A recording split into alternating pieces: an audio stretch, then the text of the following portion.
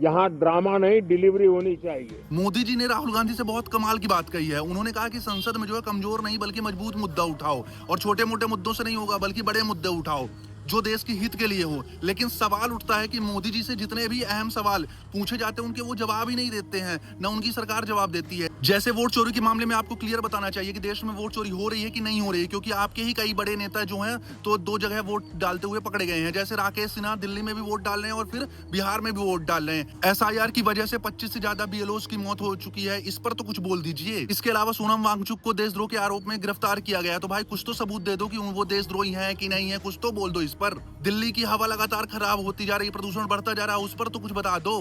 America और China बार बार भारत को आंखें दिखा रहा है, उस पर तो कुछ बोल दो, क्योंकि जो है तो ट्रंप कई बार बोल चुके कि हमने भारत को झुका दिया है, मोदी जी हमारे सामने झुक गए हैं, मेरी वजह से जो है तो सीज फायर किए हैं, और आप कुछ बता ही नहीं रहे हो। वो बार बार बोल रहे हैं। उधर जो है चीन बार बार बोल रहा है कि अरुणाचल प्रदेश हमारा है, इसके कई हिस्से हमारे हैं, और आप इस पर भी कुछ नहीं बोल रहे हैं। ये सारे सवाल देश के लिए अहम है और ये सारे मजबूत मुद्दे हैं। विपक्ष इन्हीं पर आपसे जवाब चाहता है, लेकिन अफसोस कि आप इन पर जवाब ही नहीं देना चाहते हैं। आप जब जब संसद में आते हैं तो इमरजेंसी की बात करते हैं, 1975 की बात करते हैं। अरे भाई 1975 का 2025 से क्या लेना देना है?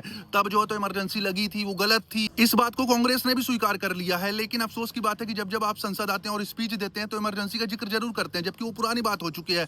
आज के समय में हमें आज के मुद्दों पर बात करनी चाहिए, ये आप भी जानते हो। वोट चोरी से लेकर बीएलओस की हो रही मौतें सारे अहम मुद्दे हैं। देश इन पर आपसे सुनना चाहता है, क्योंकि हर एक व्यक्ति की जान की कीमत है। तो प्लीज इस पर कुछ ना कुछ आप जरूर बोलिए।